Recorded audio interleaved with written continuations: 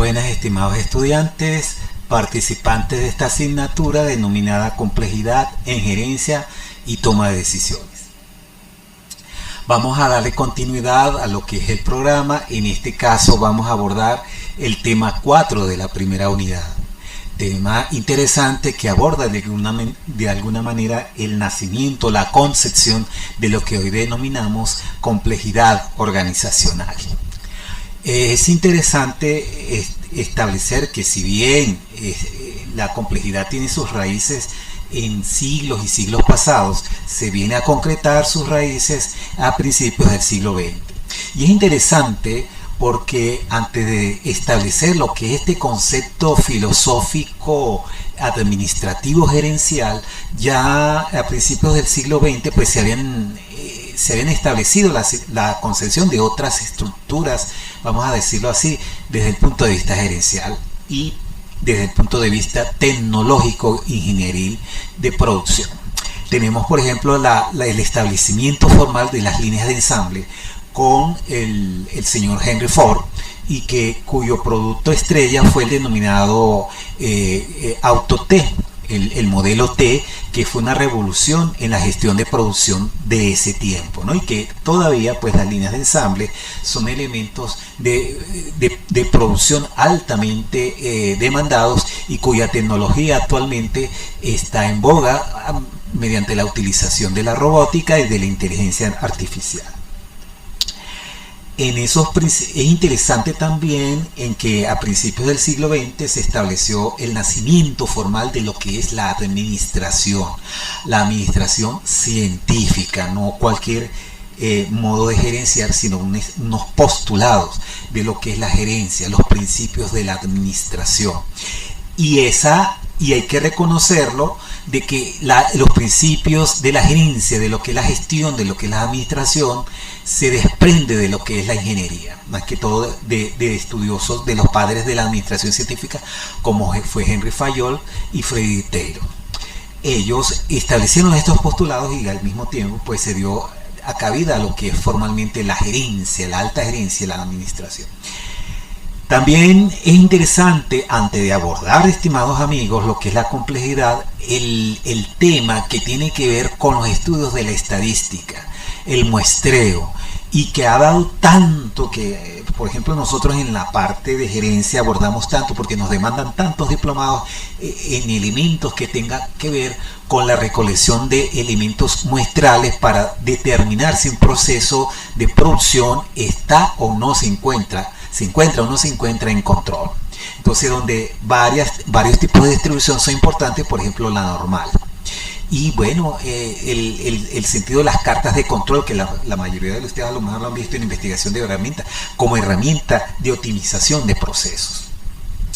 Es un dilema con respecto al nacimiento formal también de la estadística, porque muchos conceptos que más o menos en la década de los 30 que se formularon más que todo en Estados Unidos, no les prestaron atención a todas estas herramientas, y después de la Segunda Guerra Mundial Japón quedó en ruinas, porque recuerden que fue un país perdedor de la triple alianza que conformó tanto Alemania e Italia en ese tiempo. Pues fue un país perdedor y no le importaba pues que fueran estudiosos a verificar de la manera de cómo optimizar sus procesos. Entonces ellos utilizaron la estadística a través de estudiosos como Deming y otros, Juran, por ejemplo, que aplicaron sus principios de control estadístico de procesos, y se derivó en una serie de postulados como el Yosattai, el Bakayoke, lo que es el Kanban, principio de Kanban, y toda una serie de elementos de automatización que de alguna manera contribuyeron a que Japón fuera o siga siendo una de las potencias mundiales desde el punto de vista económico. Algunos postulados que dieron nacimiento a la teoría de sistemas, que ustedes saben mejor que yo, cuando Bertalanffy establece también los principios, las características que debe tener cada sistema. Y no solamente eso, sino que el hecho de haber estallado la Segunda Guerra Mundial en 1939 obligó a que las potencias occidentales los aliados buscaran la optimización de recursos y que contrataran a estudiosos, a científicos de lo que hoy denominamos optimización de procesos, y que esas herramientas las cuales se lograron demostrar que se podían eficientar los procesos bélicos militares. Al finalizar la Segunda Guerra Mundial, mucha gente se dio cuenta que era aplicable al entorno gerencial, y es lo que denominamos hoy en día como la investigación de operación. Pero vamos a abordarnos entonces a lo que es realmente lo que tiene que ver con nuestra materia, lo que es la complejidad, porque todos estos elementos, queramos o no, se interrelacionan con lo que es la complejidad de la organización. Entonces aquí el tema se denomina nociones de complejidad de un sistema y de emergencia. Cuando me digo de emergencia, no nos vayamos a confundir de que es algo a priori que hay que atender. No, de emergencia viene de emerger, de surgir. Entonces el entorno de emergencia organizacional, de tendencias y en el sistema. Entonces volvemos a tocar lo que es el objeto y sujeto con algo concretamente que lo vamos a denominar después, lo vamos a desarrollar más al final de esta pequeña clase, que son los enfoques subjetivista y objetivista, en lo cual hay polémica con esas relaciones, sobre todo por su nacimiento, antes de llegar a lo que es concretamente la complejidad. Bien, los grandes cambios que se presentaron en la sociedad a inicios del siglo XX, ya lo he mencionado, la concepción de lo que es la administración científica, lo que es los estudios de la estadística, lo que conformó posteriormente la investigación de operaciones, que dio de alguna manera el nacimiento a todo lo que es la complejidad organizacional que se estableció más o menos para la década de los 50 del siglo XX, pues eso fue una semilla que dio empuje a este tipo de elementos filosófico, organizacional e ingenierial, ¿no? Entonces, los grandes cambios que se presentaron en la sociedad a inicio del siglo XX demandaron nuevas propuestas científicas y filosóficas, más que todo por el esfuerzo bélico, recuerden eso. Que terminarán de explicar el fenómeno organizacional. Cuando me refiero al fenómeno organizacional, involucra estructuras empresariales, no solamente empresariales que buscan un lucro, sino también estructuras organizativas públicas que no necesariamente buscan una renta adicional, sino que organizaciones educativas, organizaciones hospitalarias, qué sé yo, que prestan pues un servicio de atención que necesariamente no tiene que ser una utilidad o un beneficio monetario. Entonces, trata de explicar el fenómeno organizacional más allá del enfoque reduccionista, porque era el enfoque que se estaba abordando hasta ese momento, un enfoque individualista, un enfoque parcial. Lo vamos a ver más adelante también. Del método científico clásico. Fíjense, de hecho la administración científica se llama así, porque es una administración científica clásica a lo que es actualmente, que es una administración gerencial de optimización de procesos integrados, que ha cambiado totalmente lo que es la gerencia.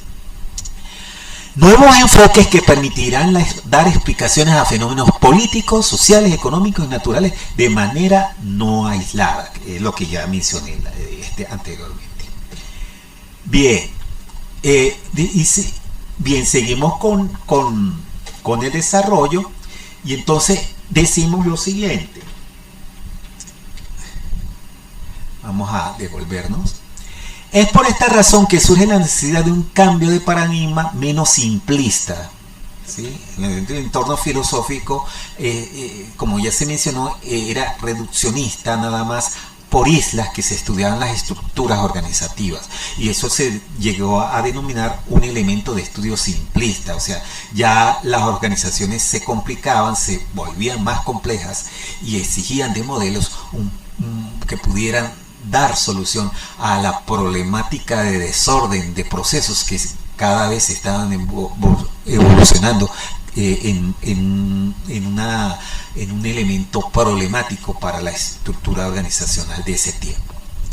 Ahora, un paradigma menos simplista que permita una observación exhaustiva global, ya no es local, sino global, de lo que ocurre a un objeto en contacto con su entorno y no de una manera parcializada. Ese enfoque que ya habíamos mencionado, reduccionista.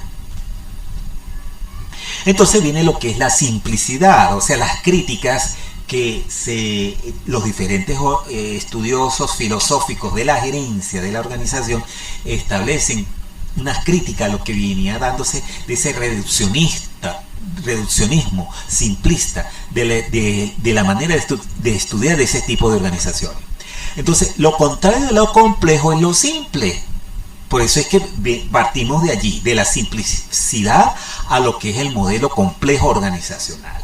En este caso, la simplicidad del pensamiento occidental está representada por el racionalismo de Descartes, porque es un elemento de estudio clásico. Y fíjense a quién está mencionando, un estudioso bastante destacado del siglo XVIII, creo que siglo XVIII, o si no me equivoco, del siglo XVII, que es René Descartes, con la búsqueda de la certeza a través del método inductivo, que era la manera de estudiar, y que actualmente muchas tesis de grado se enfocan en este tipo de estudios, porque es una manera de hacer investigación, la parte inductiva, la parte deductiva y de la intuición. Y hay muchos libros de metodología de la investigación que lo establecen así como uno de los elementos para hacer investigación, el método científico abordando estos elementos de estudio. Sin embargo, Morini, escuchen muy bien, Morini en 1994 es importante porque es uno de los padres de la complejidad.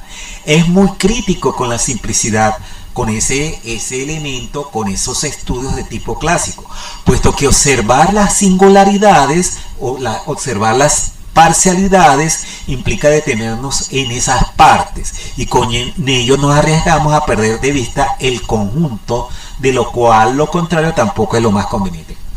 Y es por esa razón, mis estimados amigos, cuando se va a hacer una tesis, se evita que las tesis sean estudios de caso.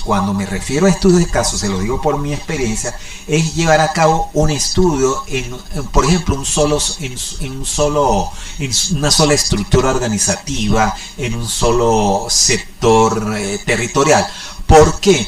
Porque los resultados de ese estudio no pueden ser representativos de toda la región o toda la zona que abarca un gran conglomerado de organizaciones. Para que los resultados de ese estudio sean representativos, tiene que haber una muestra. Claro, no es que se va a estudiar todo, pero tiene que ser una muestra que sea representativa del sector donde se está estudiando, y no puede ser de una sola estructura, porque si no, entonces esos resultados no son confiables.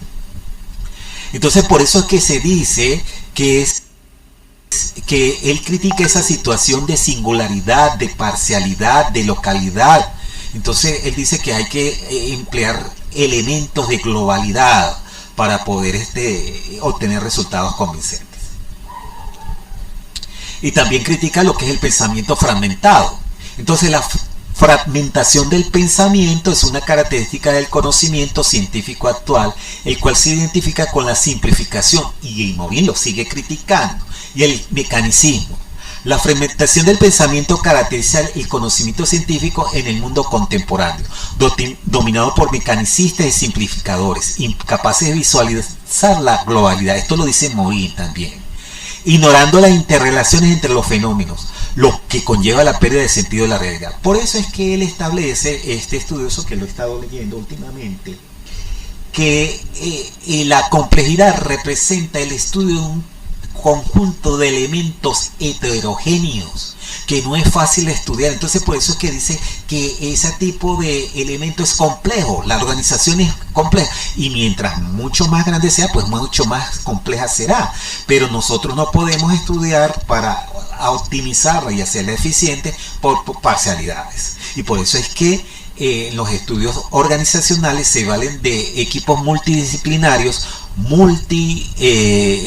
profesionales, para poder extender un resultado global al estudio correspondiente. Se vale de diferentes profesionales, administradores, contadores, economistas, ingenieros de diferentes tipos, sobre todo los ingenieros sistemas, sobre todo los ingenieros de producción, los ingenieros eléctricos, bueno, una globalidad, hasta médicos inclusive, o sea, equipos multidisciplinarios que puedan conjuntamente, concatenadamente trabajar y otorgar un fruto académico, técnico, que no solamente sea beneficioso para el entorno que se está estudiando, sino que se haga extensivo a otras áreas de estudio interesantes por analizar.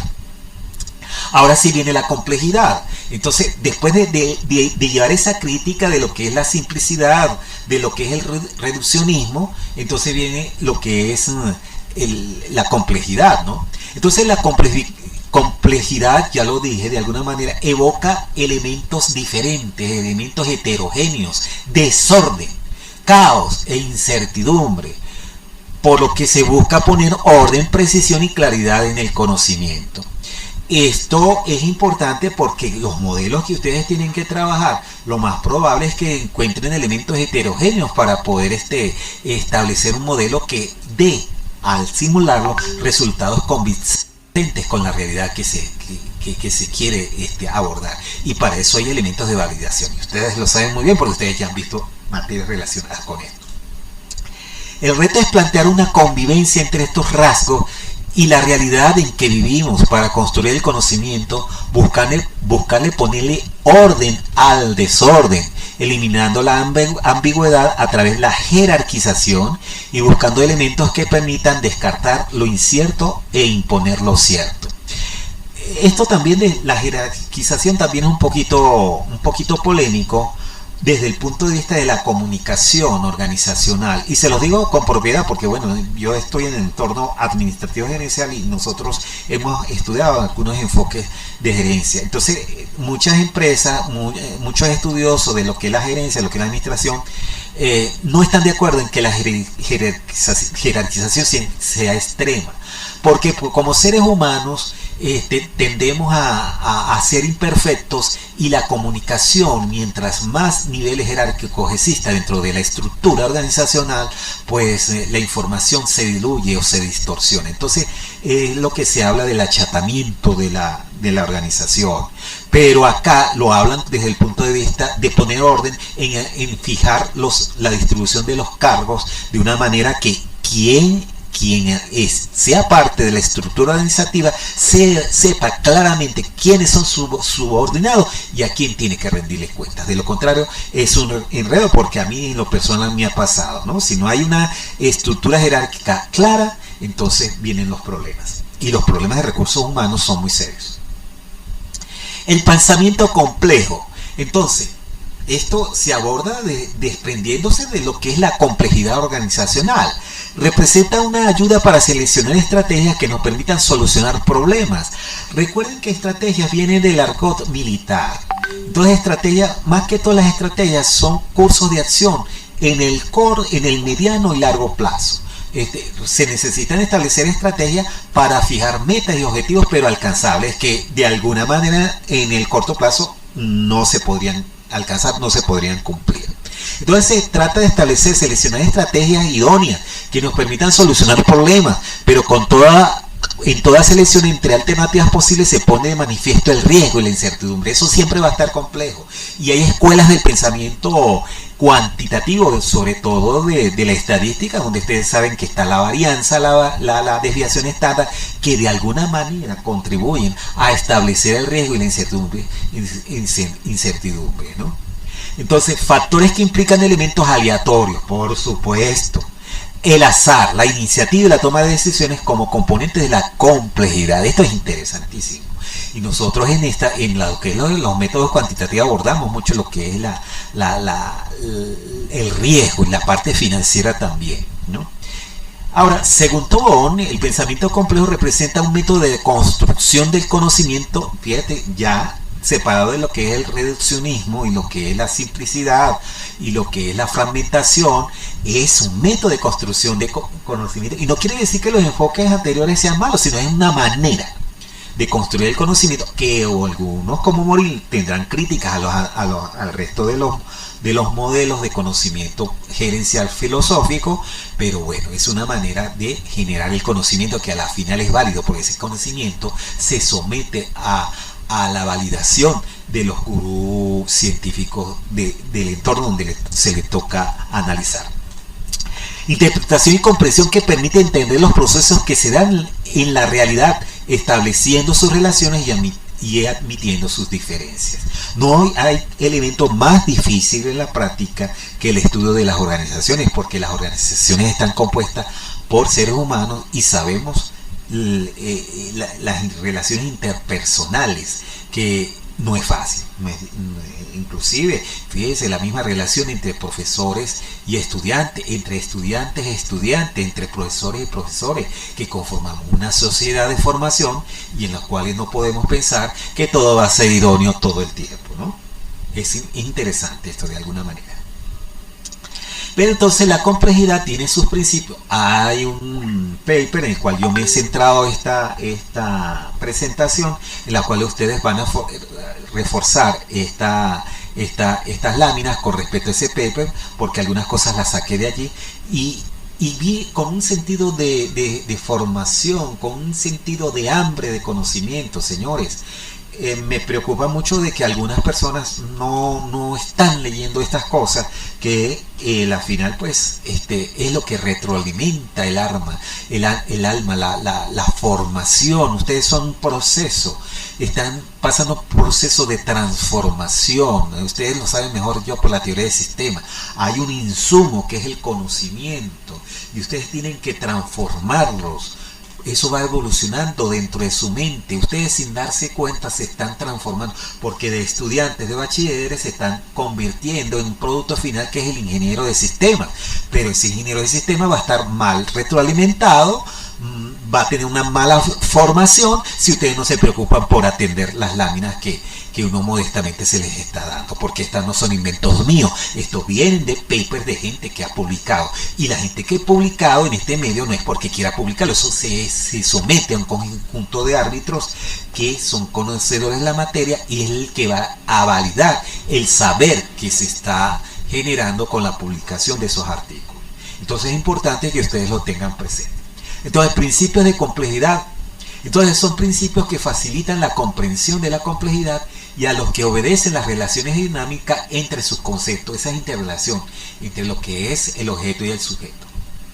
Entonces hay un principio dialógico, es una comunicación con sentido, se refiere a la relación que nosotros tenemos entre entes opuestos que a la vez pueden de alguna manera ser comprensibles y coexistir al mismo tiempo, permitiendo establecer relaciones complejas. La interrelación que les hablé este rato sobre el estudiante-profesor, profesor-profesor, estudiante-estudiante, en la cual son elementos de alguna manera heterogéneos, pero en las cuales se puede entablar una relación, una comunicación, aunque esas relaciones, esas comunicaciones sean de alguna manera complejas. El principio de recursividad organizacional. Los productos y los efectos son al mismo tiempo causas y productores de aquellos que los produce. Son enunciados de alguna manera filosóficos. Un proceso recursivo es aquel en el cual los productos y los efectos son al mismo tiempo causas y productores de aquellos que los producen. Parece un trabalengua, y eso es así.